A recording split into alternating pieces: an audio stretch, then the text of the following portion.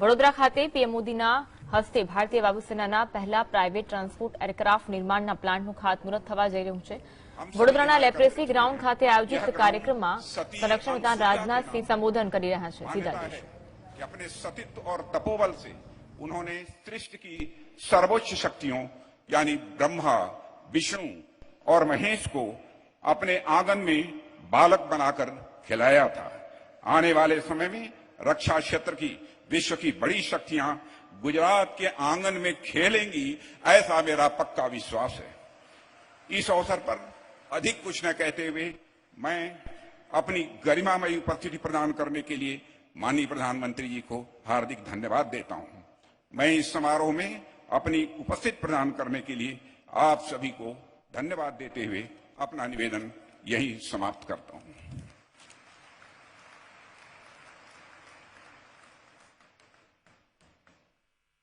बहुत बहुत धन्यवाद माननीय केंद्रीय मंत्री जी, आपके इन मूल्यवान शब्दों के लिए। गुजरात देश का एक ऐसा मॉडल स्टेट है जो हर दिन प्रगति की दिशा में आगे बढ़ रहा है।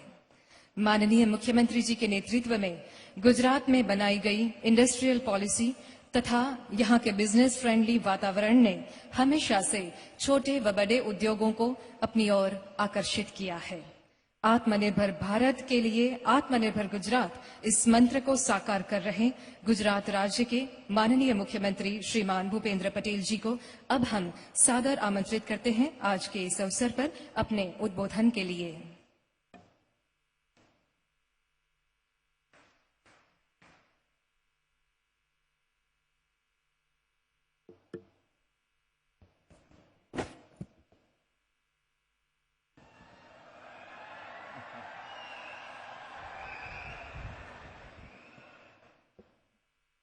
Tata advance system limited and Airbus द्वारा आयोजित C295 एयरक्राफ्ट मैन्युफैक्चरिंग फैसिलिटी के भूमि पूजन समारोह में हमारे सबके साथ मंच पर विराजमान आधुनिक भारत के स्वप्नद्रष्टा, वैश्विक नेता, विकास पुरुष आदरणीय प्रधानमंत्री श्रीमान नरेंद्र भाई मोदी साहब, राज्य के महामहिम राज्यपाल श्री आचार्य देवव्रत जी, रक्षा मंत्री श्री राजनाथ सिंह जी, नागरिक उड्डयन मंत्री श्री ज्योतिरादित्य सिंधिया जी, टाटा सन्स के चेयरमैन श्री एन चंद्रशेखरन जी, एयरबस के chief commercial officer Shri Christian seller, उद्योग जगत के सभी अग्रिम निर्माता, उपस्थित अधिकारीगण, आमंत्रित सभी गणमान्य अतिथिगण, प्रेस मीडिया के मित्रों, सबको मेरा नमस्कार। गुजरात की इस धरा पर मैं आप सभी का हृदय से स्वागत और अभिनंदन करता हूं। गुजरात आज विकास के हर क्षेत्र में देश का रोल मॉडल है। ये हमारे आदरणीय प्रधानमंत्री श्री नरेंद्र मोदी जी के अविरत प्रयासों और उनकी विजनरी लीडरशिप का ही परिणाम है। बीते दशकों में गुजरात ने उद्योग, कृषि, सामाजिक विकास और इंफ्रास्ट्रक्चर सुविधा के विकास में जो अग्रिम स्थान बनाया है, उसमें भी श्री नरेंद्र भाई मोदी का गुजरात के विकास के लिए समर्पित भाव, परिश्रम और सबका साथ, सबका विकास की भावना है।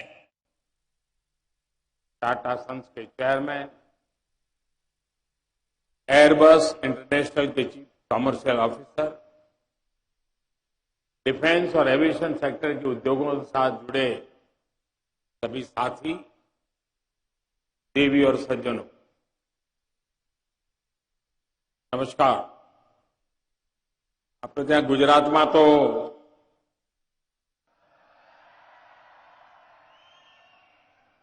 દિવાળી દેવ દિવાળી સુધી ચાલે અને દિવાળીના આ પર્વ દરમિયાન વડોદરાને, ગુજરાતને, દેશને એક અનમોલ ભેટ મળી છે। गुजरात માટે તો નવું વર્ષ છે। હું પણ નવા વર્ષમાં આજે પહેલી વાર ગુજરાત આવ્યો છું। आप सबने नवा वर्ष की खूब खूब शुभेच्छाओं।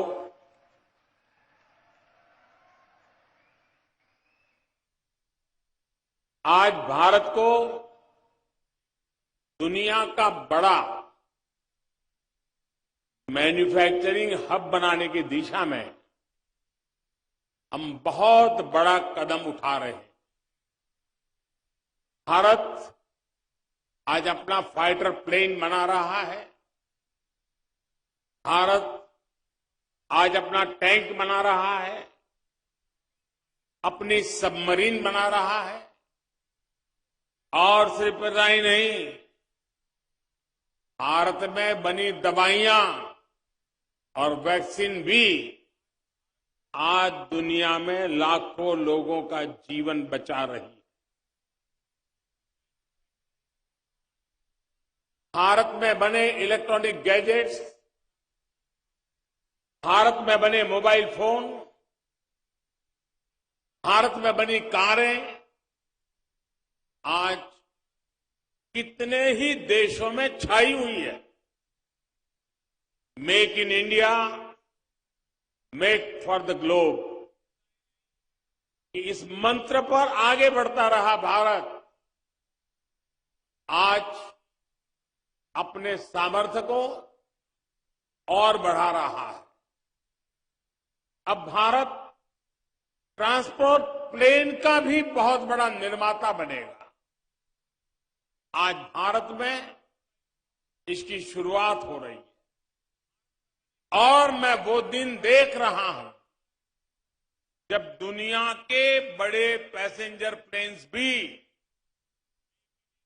भारत में ही बनेंगे और उन पर लिखा होगा मेक इन इंडिया। साथियों, आज वडोदरा में जिस फैसिलिटी का शिलान्यास हुआ है वो देश के डिफेंस और एरोस्पेस सेक्टर को ट्रांसफॉर्म करने की ताकत रखता है। ये पहली बार है कि भारत के डिफेंस एरोस्पेस सेक्टर में इतना बड़ा निवेश हो रहा है। यहां बनने वाले ट्रांसपोर्ट एयरक्राफ्ट हमारी सेना को तो ताकत देंगे ही, इससे एयरक्राफ्ट मैन्युफैक्चरिंग के लिए एक नए इकोसिस्टम का भी विकास होगा। शिक्षा और संस्कृति के केंद्र के रूप में प्रतिष्ठित हमारा वडोदरा अब एविएशन सेक्टर के हब के रूप में नई पहचान लेकर के दुनिया के सामने सर ऊंचा करेगा। वैसे तो भारत पहले से ही काफी देशों में विमान के छोटे मोटे पुर्जे पार्ट्स निर्यात करता रहा है, लेकिन अब देश में पहली बार मिलिट्री ट्रांसपोर्ट एयरक्राफ्ट बनने वाला है। मैं इसके लिए टाटा ग्रुप को और एयरबस डिफेंस कंपनी को बहुत बहुत शुभकामनाएं देता हूं। मुझे बताया गया है कि इस प्रोजेक्ट से भारत की 100 से ज्यादा एमएसएमईज भी जुड़ेगी। भविष्य में यहां दुनिया के दूसरे देशों के लिए एक्सपोर्ट के ऑर्डर भी लिए जा सकेंगे। यानी make in India, make for the globe का संकल्प भी इस धरती से और मजबूत होने वाला है। साथियों, आज भारत में दुनिया का तेजी से विकसित होता एविएशन सेक्टर है। एयर ट्रैफिक के मामले में हम दुनिया के टॉप 3 देशों में पहुंचने वाले हैं। अगले 4-5 वर्षों में करोड़ों नए यात्री हवाई सफर के यात्री होने वाले हैं। उड़ान योजना से भी इसमें बहुत मदद मिल रही है।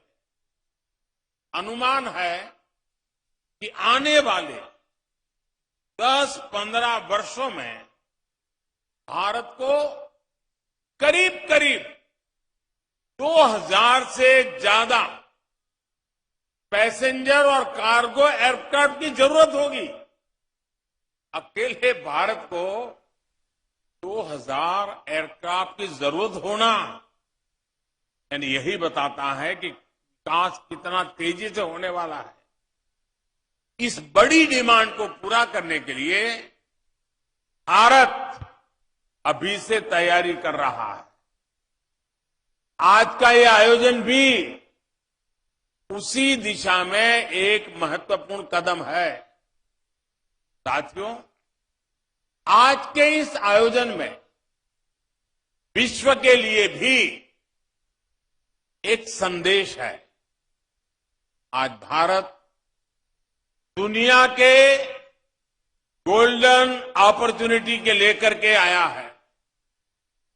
कोरोना और युद्ध से बनी परिस्थितियों के बावजूद, सप्लाई चेन में रुकावटों के बावजूद भारत के मैन्युफैक्चरिंग सेक्टर का ग्रोथ मोमेंटम बना हुआ है। और ये ऐसे ही नहीं हुआ है। आज भारत में ऑपरेटिंग कंडीशंस लगातार सुधर रही।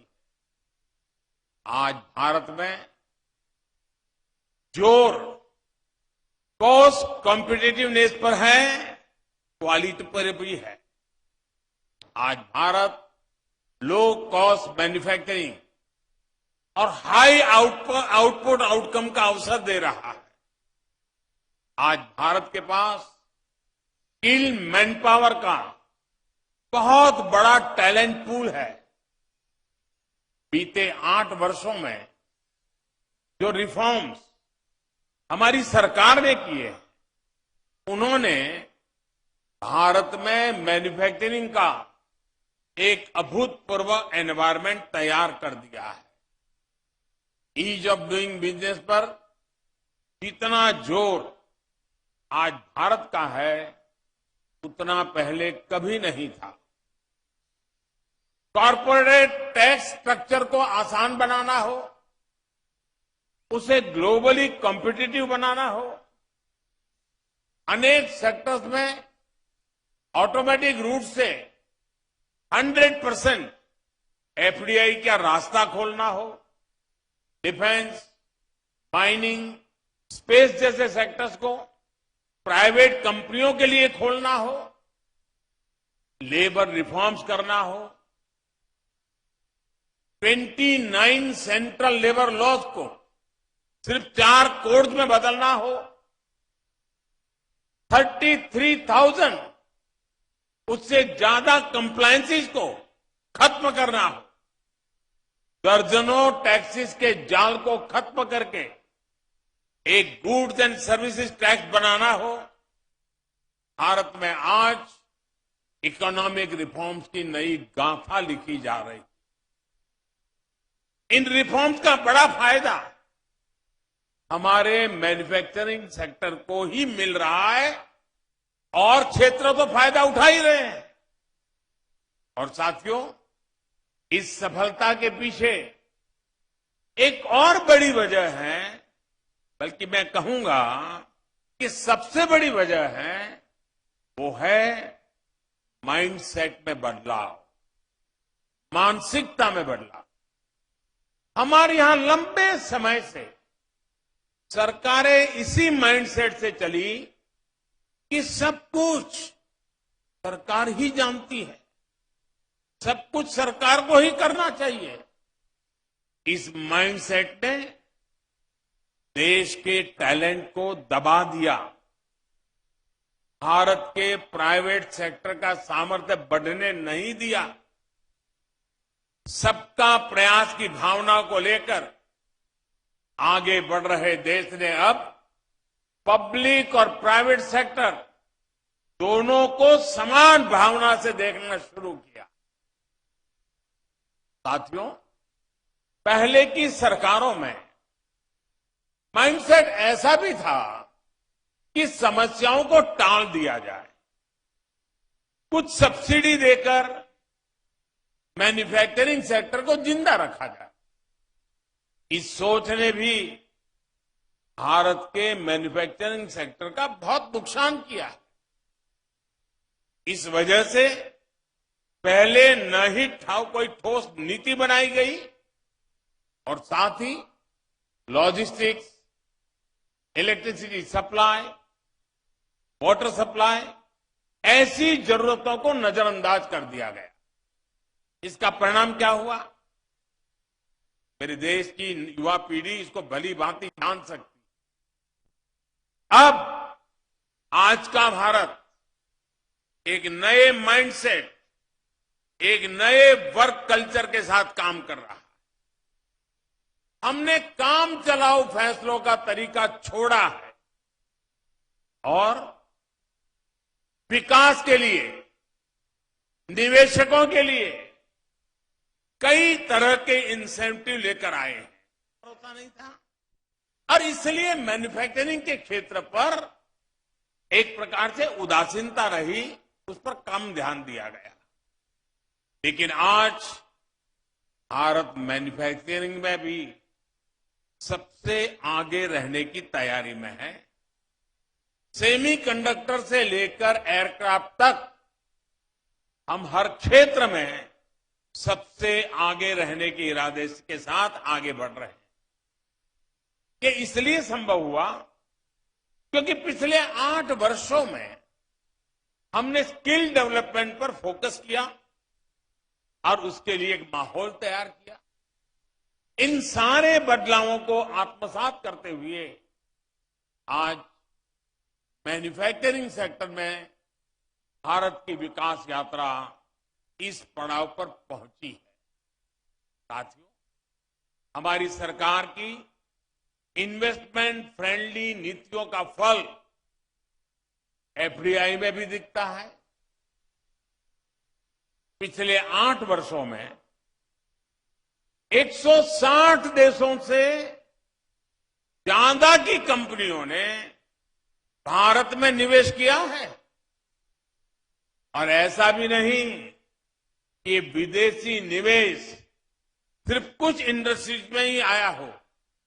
इसका फैलाव अर्थव्यवस्था के 60 से ज्यादा सेक्टर को कवर करता है। 31 राज्यों के अंदर इन्वेस्टमेंट पहुंचा है। अकेले एरोस्पेस सेक्टर में ही $3 बिलियन से अधिक का निवेश हुआ। साल 2000 से 2014 तक इस सेक्टर में जितना निवेश हुआ था उससे यानी वो 14 साल की तुलना में इन 8 वर्षों में 5 गुना ज्यादा निवेश हुआ है। आने वाले वर्षों में आत्मनिर्भर भारत अभियान के बड़े पिलर्स डिफेंस और एरोस्पेस सेक्टर होने वाले। हमारा लक्ष्य है कि 2025 तक हमारी डिफेंस मैन्युफैक्चरिंग का स्केल $25 बिलियन पार कर जाएगा। हमारे डिफेंस एक्सपोर्ट भी $5 बिलियन से अधिक होंगे। उत्तर प्रदेश और तमिलनाडु में विकसित हो रहे डिफेंस कॉरिडोर से भी इस सेक्टर को स्केल अप करने में मदद मिलेगी। वैसे मैं आज देश के रक्षा मंत्रालय और गुजरात सरकार की भी भूरी भूरी प्रशंसा करता हूं, तारीफ करता हूं। आपने देखा होगा कुछ दिन पहले उन्होंने गांधीनगर में बहुत शानदार डेफ एक्सपो आयोजन किया। डिफेंस से जुड़े सारे इक्विपमेंट्स का वहां बहुत बड़ा कार्यक्रम हुआ। और मुझे कहते हुए खुशी हो रही है और राजनाथ जी को मैं बधाई देता हूं कि अभी तक का सबसे बड़ा डेफ एक्सपो था और इसमें सबसे बड़ी खूबी ये थी कि इस डेफ एक्सपो में प्रदर्शित सभी उपकरण और टेक्नोलॉजी सबके सब भारत में बने थे। यानी प्रोजेक्ट C295 का प्रतिबिंब हमें आने वाले वर्षों के डेफ एक्सपो में भी दिखाई देगा। मैं टाटा ग्रुप को और एयरबस को इसके लिए भी अग्रिम शुभकामनाएं देता हूं। साथियों, आज के इस ऐतिहासिक अवसर पर मैं इंडस्ट्री से जुड़े साथियों से अपना एक आग्रह दोहराना चाहता हूं और मुझे खुशी है कि अनेक क्षेत्र के सभी वरिष्ठ उद्योग जगत के साथी आज इस महत्वपूर्ण घटना के साक्षी बनने के लिए हमारे बीच पधारे हैं। देश में इस समय निवेश के लिए जो अभूतपूर्व विश्वास बना है, उसका अधिक से अधिक लाभ आप उठाएं। आप जितने एग्रेसिवली आगे बढ़ सकते हैं, ये मौका जाने मत दीजिए। देश के जो स्टार्टअप्स हैं, मैं उद्योग जगत के एस्टैब्लिश्ड जो प्लेयर्स हैं उनसे आग्रह करूंगा, देश के जो स्टार्टअप्स हैं, हम उन्हें कैसे आगे बढ़ने में मदद कर सकते हैं। मैं तो चाहता हूं सब बड़ी इंडस्ट्री एक स्टार्टअप सेल अपने यहां बनाएं और देश भर में जो हमारी नए नौजवान स्टार्टअप में काम करते हैं उनका अध्ययन करें और उनके काम में उनकी रिसर्च क्या मैच कर सकती है उसका हैंड होल्डिंग करें। आप देखिए बहुत तेजी से आप भी बढ़ेंगे और मेरे वो नौजवान आज स्टार्टअप की दुनिया में हिंदुस्तान का नाम रोशन कर रहे हैं, उनकी भी ताकत अनेक गुना बढ़ जाएगी। रिसर्च में अभी भी प्राइवेट सेक्टर की हिस्सेदारी सीमित ही है। इसको हम मिलकर बढ़ाएंगे तो इनोवेशन का, मैन्युफैक्चरिंग का और सशक्त इकोसिस्टम विकसित कर पाएंगे। सबका प्रयास का मंत्र हम सबको काम आएगा, हम सबके लिए मार्गदर्शक रहेगा और हम सब उसी राह पर चल पड़ेंगे। एक बार फिर सभी देशवासियों को इस आधुनिक एयरक्राफ्ट मैन्युफैक्चरिंग फैसिलिटी के लिए मैं बहुत बहुत बधाई देता हूं। देश के नौजवानों के लिए अनेक नए अवसर इंतजार कर रहे हैं। मैं देश की युवा पीढ़ी को भी विशेष रूप से शुभकामनाएं देता हूं। बहुत बहुत धन्यवाद।